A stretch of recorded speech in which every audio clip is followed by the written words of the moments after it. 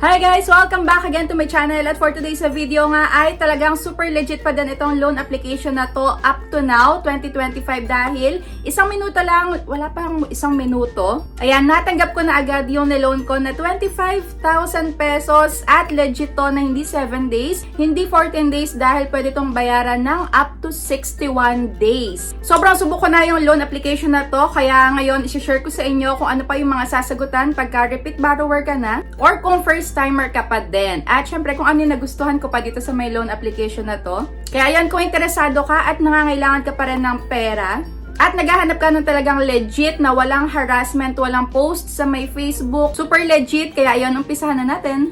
Sobrang lapit ko, kitang-kita nyo na yung tigawat ko. So ayun, super busy ko, pero syempre kung bago ka pa lang dito sa aking YouTube channel ay huwag mo kalimutang mag-subscribe at pindutin mo na din yung notification bell para lagi kang maging updated sa mga next uploads ko. At ayun, hindi pa rin mawawala ang ating GCash giveaway, so weekly na yan. Every Sunday ay meron na akong ipapamigay na giveaway sa inyo sa may GCash. Kung paano sumali ka lang, lagi ka lang updated dito sa mga ina-upload ko sa YouTube. At wag mo akong kalimutang i-PM sa aking Facebook page. Ayun na nga, going back, o diba, ang haba ng intro ko. Pero syempre, ayan, worth it naman itong video na to dahil i-share ko nga sa inyo na, ayan, 25k pa rin talaga, as in, sobrang bilis sa GCash mapupunta yung ilo-loan mo dito sa may application na to.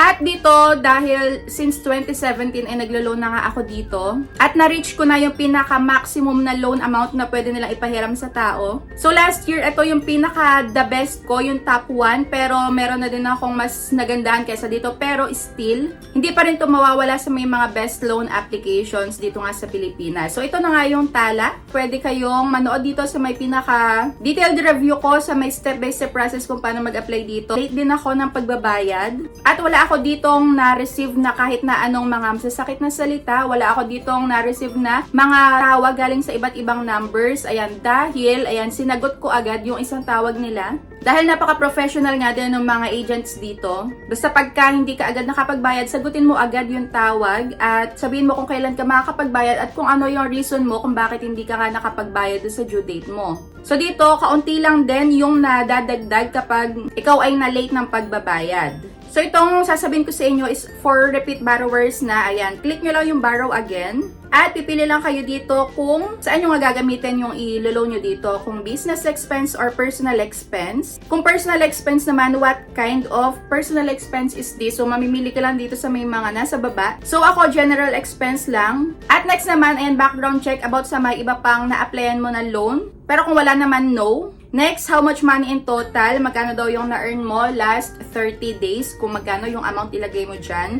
And next, how frequently do you earn money? So dito, mamimili ka lang din kung monthly ba yan, weekly ba yan. At last naman, kailan ka daw sa sahod ulit? So lagay mo lang dito yung buwan kung kailan ka sa sahod. For example, January 15, January 30, kung 15-30 kayo sumasahod. So ayun, nasa sa inyo. At last na, ito, we are getting to know you better. So dito, refresh lang. Kung makikita nyo dito, 4:50 PM. At, ayan, ito na yung makikita sa may homepage. Your application is pending na nga. So, dito pala na-aprobahan ako ng up to 25k.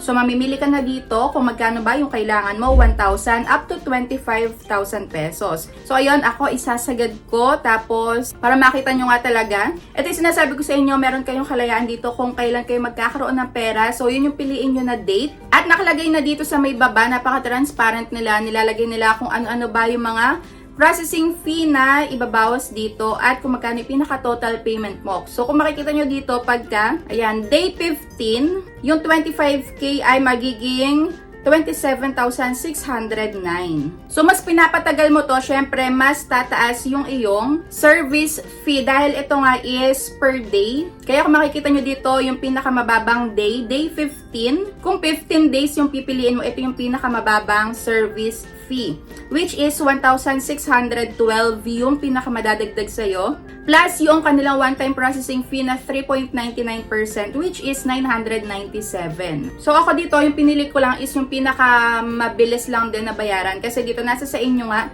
Pwede siyang bayaran ng up to 61 days, pero syempre mas malaki yung service fee doon. So wag na kayong magugulat kasi yung iba sa inyo nagugulat pa din na ay sobrang laki pala ng pinakatubo. Nasa sa inyo kasi yun kung gaano katagal nyo i-slide yan, kung ilang days nyo pipiliin. Syempre mas mabilis mong bayaran, mas maliit yung pinaka-service fee. So ganun lang kasimple. So yan, i-continue ko na nga. So dito makikita nyo, merong nakalagay na referral promo. So dito may na-less na 160 nga. So para saan ba referral promo na to? So dahil dito napaka-generous pa din ni Tala up to now, ay nagbibigay pa rin sila ng bonus. Ayan, pagka meron kang na-invite na tao, tapos kinlik nila yon at nag-loan sila, at pag nakabayad sila, meron kang makukuha na 200 pesos. Kaso lang dito 160 na lang yung nakalagay, siguro binabaan na nila. Pero at least, 'di ba? So yung makukuha nyong promo na yon is ibabawas na yon pagka nag-loan kayo sa kanila. Or kung meron na kayong outstanding loan sa kanila, at meron kayong link na pinasahan nila at ibabawas ngayon. Ngayon, pwede mo tong makuha sa may GCash, Cebuana, ayan, bank transfer, tapos coins.ph. Dito, yung lagi kong pinipili is coins.ph. So, 5 pesos lang. Dati, walang fee ito. So, meron na ngayon, 5 pesos. Pero, ayun, maliit pa din naman. Kaso nga lang, nag-GCash na ako kasi 10 pesos na lang naman yung idadagdag. At, mas hassle pagka sa may Coins.ph kasi pag Coins.ph, ita-transfer mo ulit yung sa GCash mo. So, nag-GCash na lang ako. Magiging 24,985 na. So, ayun, claim may limit lang. And, kung makikita nyo dito, 455, ayan, your cash is sending to your GCash account. At 456, pumasok na agad yung 25k. Na 25k pala kasi meron akong balance dito sa may GCash kaya nagsaktong 25. So ayun, ganun lang kadaling mag-reloan dito sa may Tala at as in, ma-recommend ko pa din siya hanggang ngayon 2025. Kaya kung naghahanap kayo ng legit, super legit din, wala kayong matatanggap na harassment na kahit na anong pananakot dito, post, ayan, wala dito. Pero syempre, kahit na walang ganun dito, make sure lang na kayo ay responsible borrower, kailangan bayaran nyo hanggat maaari kasi kayo naman yung pinapapili nga ng due date nyo kung kailan kayo magkakapera.